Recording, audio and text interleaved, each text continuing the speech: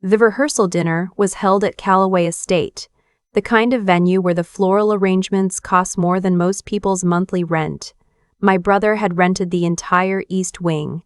Ivory candles, string quartets, open bar with a sommelier on staff. My sister-in-law's family had flown in from Connecticut. Everyone was dressed like they were auditioning for a magazine spread. I walked in wearing a navy dress that covered my arms. My brother spotted me from across the room and waved me over with the kind of enthusiasm that only exists when someone wants to show you off to the right people. "There she is," he said, "my little sister. The mystery woman." He laughed when he said it. So did the people around him. I smiled and accepted a glass of sparkling water from a passing tray. The mystery woman. That's what my family had been calling me for 3 years. Not with admiration, with suspicion, with the particular frustration of people who believe that family means no one is allowed to have a private life. I had left my position at the Department of Energy's National Nuclear Security Administration quietly. No press release, no LinkedIn update, no explanation. I came home thinner than when I left, with a scar along my left forearm that ran from my wrist to just below my elbow, and with the specific kind of stillness that people develop when they have spent a long time in rooms where the wrong word ends careers, or worse. My family did not see any of that. What they saw was that I had left a government job, moved into a small apartment in Raleigh, and refused to explain why. My mother had decided I was having a breakdown. My brother had decided I was embarrassed about being let go. My sister-in-law, whom I had met exactly 4 times before this weekend, had decided I was unstable. And my older sister, Renee, had decided I was lying about all of it. Renee was 3 years older than me, a corporate attorney with a house in McLean and a habit of treating every conversation like a deposition. She had never served in any government capacity, but she'd watched enough political thrillers to believe she understood how these things worked. She believed I was exaggerating the nature of my work. She believed that whatever I had done was not important enough to warrant the silence I maintained. She believed, most fundamentally, that I owed my family an explanation, and that my refusal to provide one was a form of disrespect. She had been building a case against me for 3 years. This weekend, she had decided to present it. It started subtly at the welcome cocktail hour. Small comments delivered with the precision of someone who had rehearsed them. In front of my brother's future in-laws, she mentioned that I had left my job under unclear circumstances. In front of the wedding planner, she asked loudly whether I had finally figured out what I was doing with my life. Each comment landed and dissolved before I could respond without looking defensive. That's how she worked. She was very good at it. I said nothing. I refilled my water glass. I talked to my brother's college roommate about his work in urban planning. I admired the centerpieces. But Renee was not finished. Dinner was served at a long table in the main hall. I was seated across from her, which I suspected was not accidental. The conversation moved through toasts and stories about my brother, and somewhere between the salad and the main course, Renee turned to my brother's future mother-in-law and said, with a casual smile, "Claire did some kind of government work for a few years. She's very secretive about it. We've never really been able to get a straight answer about what she actually did." The table went quiet in that particular way that happens when someone says something just edgy enough to create tension without being obviously inappropriate. My brother's future mother-in-law looked at me with polite curiosity. I set down my fork. "I held a position that required a security clearance," I said. "There are legal limitations on what I can share." Renee tilted her head. "Right, but you've been out for 3 years. At some point, that becomes a choice, not a requirement. The agreements I signed don't have expiration dates for certain categories of information. That seems convenient." The sommelier appeared at the far end of the table. No one looked at him. My brother shifted in his chair. "Renee? Can we maybe— I'm just saying," Renee continued, addressing the table now rather than me specifically, the way a prosecutor addresses a jury, "that we've taken a lot on faith. Claire left her job. She won't tell us why. She won't tell us what happened to her arm. She's been living in this very," she paused, selecting the word carefully, "withdrawn way for years now. And we've all just accepted that. I'm not sure we should keep accepting it." I looked at her. I did not look away. "What happened to your arm?" my brother's future mother-in-law asked. She wasn't being cruel. She was genuinely curious, the way people are when they've been handed a thread and feel obligated to pull it. The scar on my left forearm. I had stopped trying to hide it because hiding it only made it more conspicuous. It was significant, the kind of mark that doesn't come from a kitchen accident or a car door. Anyone who looked at it carefully could tell that. I was injured during the course of my work, I said. She won't say how, Renee added. Because I can't. Won't. I picked up my fork again. I was not going to do this here. Not at my brother's rehearsal dinner. Not in front of people who were about to become my family by marriage. Not in a room full of floral arrangements that cost more than my monthly rent. I think it's time to change the subject, I said. I think it's time you showed some respect for this family, Renee said. And that was the moment the room fully stopped. My brother said her name. My mother reached over and touched her wrist. The sommelier had quietly retreated. Renee looked at me with something that wasn't anger exactly. It was the look of someone who had been waiting a long time to say something and had finally chosen the moment. You show up, you take up space, you accept the family's support and concern, and you give us nothing. No explanation, no answer, just this performance of, she gestured at me vaguely, dignified silence. Like you're protecting us. You're not protecting us, Claire. You're just protecting yourself. I set down my fork a second time. I looked at my brother. His face was complicated. He loved us both and understood neither of us in this moment. I stood up, folded my napkin, and excused myself from the table. I walked through the East Wing corridor and out through a side door onto the stone terrace that overlooked the estate's garden. The night air was cool and smelled like cut grass and someone's cigarette from a distance. I stood there for a while looking at nothing in particular. I was not crying. I had not cried about any of this in a long time. What I felt was something more like tiredness, the specific exhaustion of carrying something very heavy for a very long time without being able to put it down or explain what it was. My brother found me 20 minutes later. She went too far, he said. She's been going there for 3 years. Tonight she just had an audience. He stood next to me. We looked at the garden. Can you tell me anything? He asked. Not accusatory. Genuinely asking. I signed agreements that are still active, I said. What I can tell you is that I didn't leave under bad circumstances. I left because my assignment was complete and because I'd been injured enough that continuing in that role wasn't possible. I was not fired. I was not investigated. I was not in trouble. I paused. That's the most I can give you. He was quiet for a moment. Is the scar from the assignment? Yes. Was it serious? I looked at him. Yes. He nodded slowly. That was enough for him. My brother had always been the easier one to talk to. He accepted the shape of things even when he couldn't see inside them. Renee needed to understand everything or she decided it was a threat. She's been telling people things, he said quietly after a moment. I turned to look at him. He didn't meet my eyes right away. It's not like she's spreading rumors. But she's been talking to Mom and Dad, telling them she thinks you might have, that maybe you left because there was some kind of misconduct investigation. She said she found something online. What online? He pulled out his phone, showed me a screenshot, a post on some government watchdog forum, names partially redacted, describing an incident at a DOA facility in New Mexico in 2021. Renee had circled one of the redacted names in a red digital markup and written, Claire, in the margin. I looked at it for a long moment. The incident described was real, the redacted name was not mine. She sent this to Mom and Dad 3 weeks ago.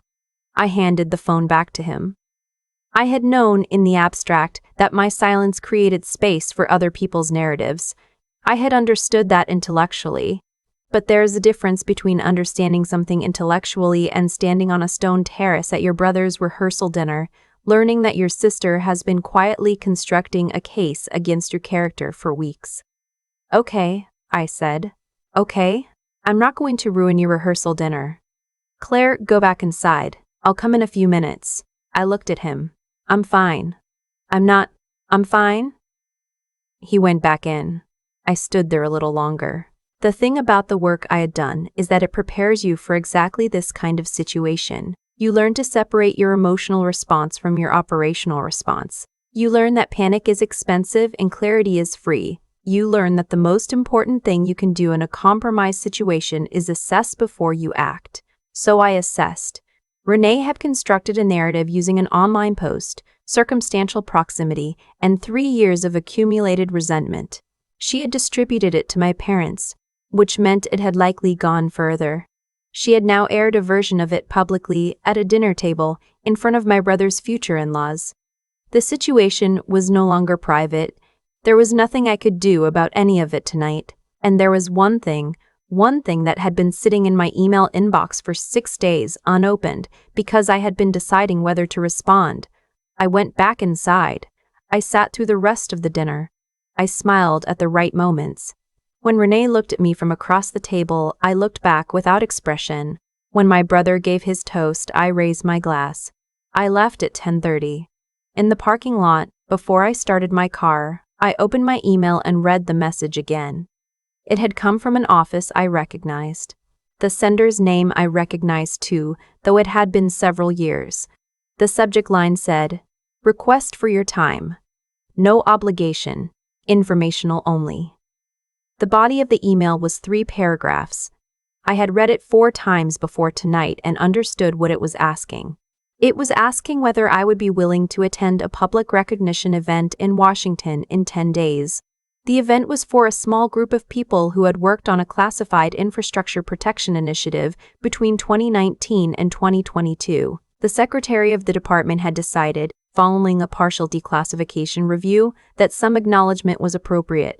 Attendance was voluntary. My name had been specifically requested by the senior official who had overseen the operation. I had not responded because I was not sure I wanted to attend. I was not sure I wanted any of this to become public, even partially.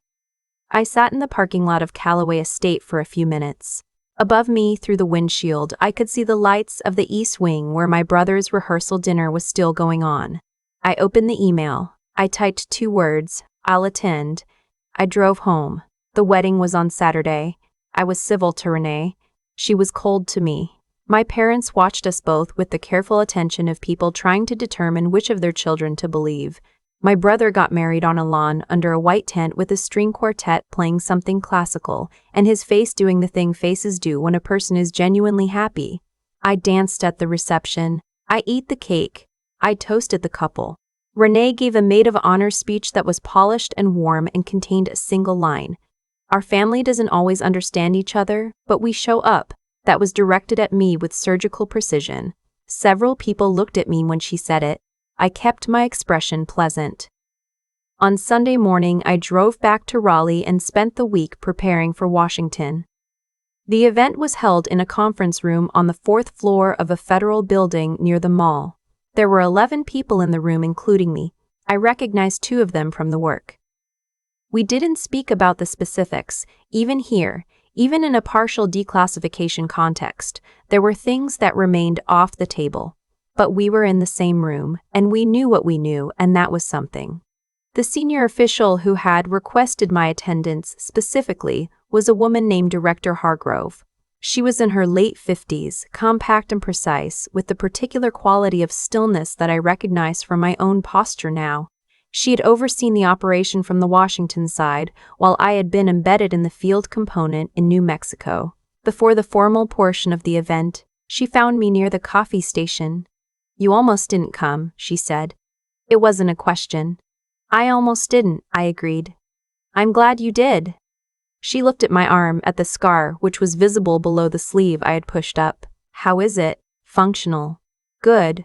She paused. "There are things I want to say today that I should have found a way to say 3 years ago. I want you to know that the delay was bureaucratic, not personal." I nodded.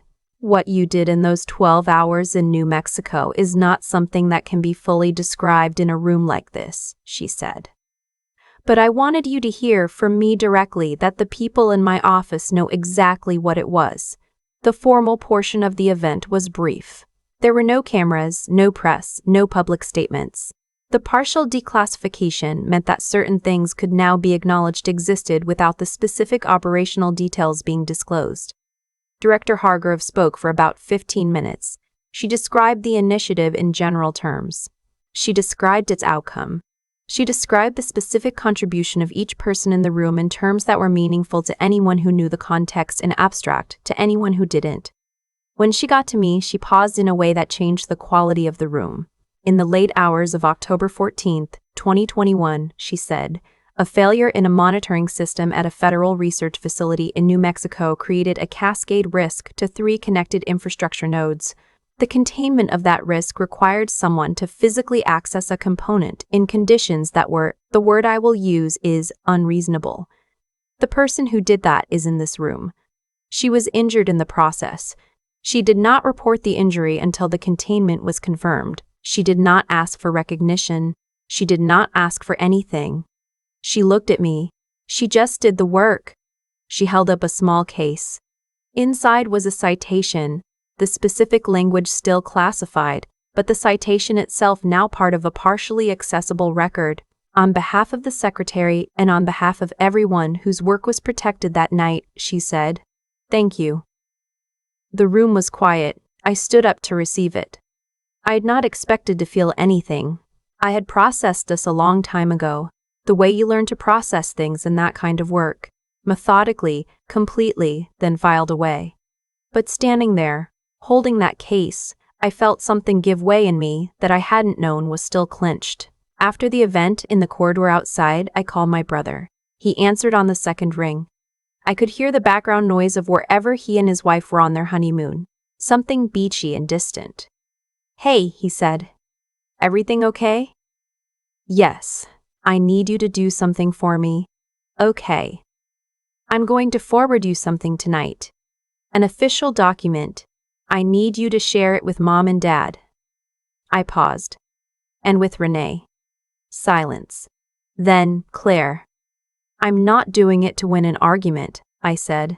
"I'm doing it because she sent them something that wasn't true, and they deserve to have something that is." Another pause. "What is it?" "A citation. It's partially redacted, but it will be enough." I heard him exhale. "Are you okay?" I looked out the window at the end of the corridor. The mall was visible, that long sweep of green between monuments. People were walking dogs, pushing strollers, running in the afternoon heat. "I'm better than I've been in a while," I said.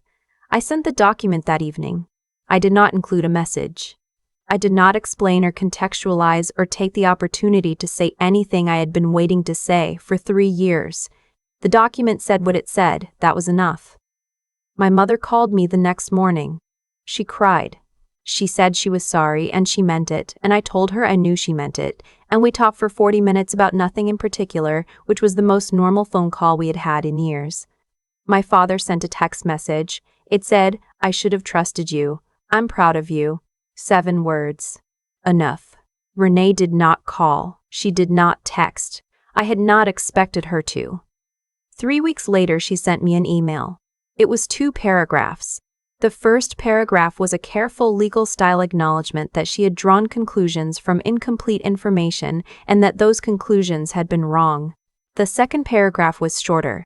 It said that she understood if I didn't want to respond, and that she hoped at some point we could talk in person. I read it twice. I saved it. I did not respond immediately. There are things that a document can resolve and things that only time can.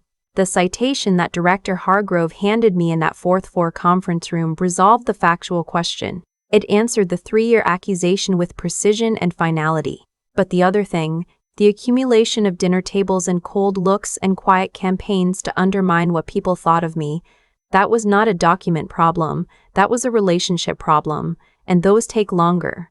What I know is this: I did not defend myself by explaining myself. I did not lower the thing I was carrying to make it easier for other people to understand. I held it until the moment when it could be shown, and then I showed it, and the showing was done by someone who had the authority to say what it was. My brother's wife told me later that on the morning after I sent the document, she and my brother had talked about it over breakfast. She had looked at the citation, the parts that weren't redacted, and then looked at my brother and said, she held all of that by herself for 3 years. He told me she had cried. I thought about that for a while. About what it means to carry something that no one can see.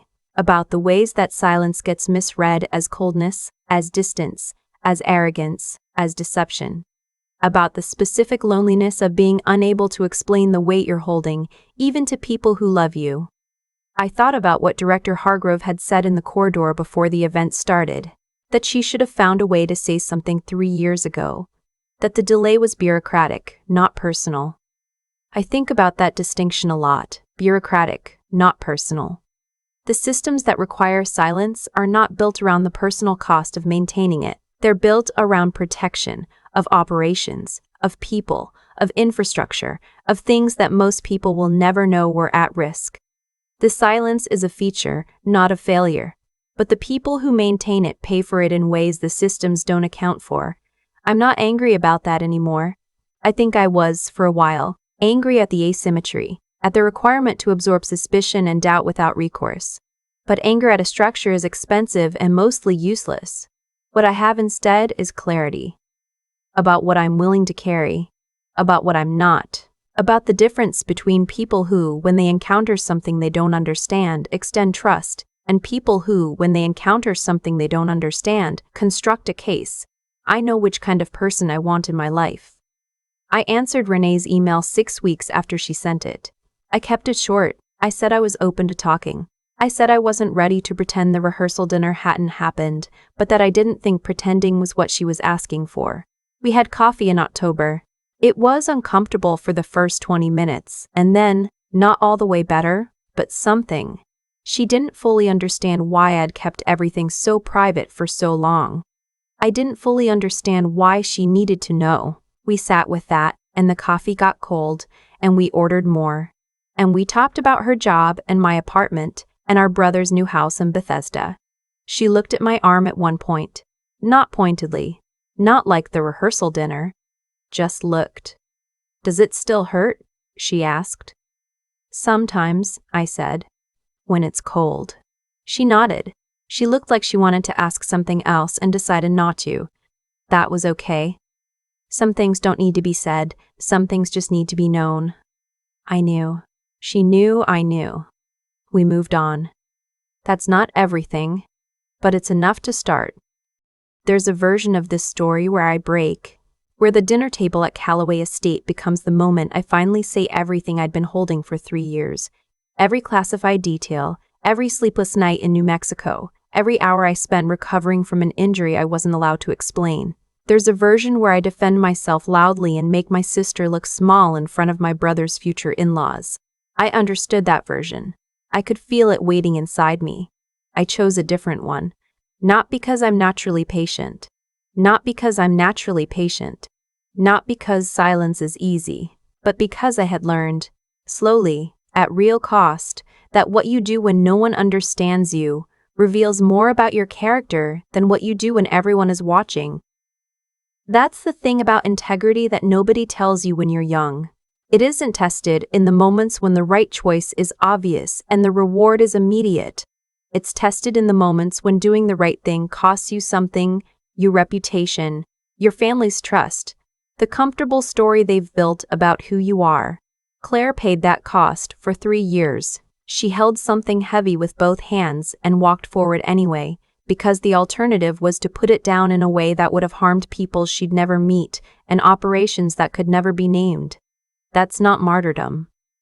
That's discipline applied to something larger than yourself. And there is a direct line, a real traceable line between that discipline and what eventually happened in that federal building near the mall. The recognition Claire received didn't come from luck or timing. It came because she had done the work, absorbed the consequences of doing it quietly, and remained exactly who she was, even when her own family was building a case against her character. Actions accumulate. That's not a spiritual claim. It's just observable reality. What you do when no one is watching, what you refuse to do even when it would be easier, what you hold steady when everything around you is pushing you to collapse, all of it builds something. It builds a record. It builds a reputation among the people who actually know, and eventually, even when you didn't ask for it and weren't expecting it, that record speaks. Renee had a record too. A different kind. 3 years of quiet accusations, a screenshot with a question mark scrawled in digital red, a speech at a wedding with one sentence designed to land like a verdict. That record also accumulated. And when Director Hargrove handed Claire that citation, Renee's record became visible too. Not to the world, but to the people who mattered. To their parents. To their brother. To herself. That's the hardest part of this kind of reckoning. Nobody punishes Renee publicly. Nobody takes anything from her. But she has to sit with what she did, and she has to sit with the fact that she was wrong, and she has to decide who she wants to be from that point forward. That's a heavier thing than any external consequence.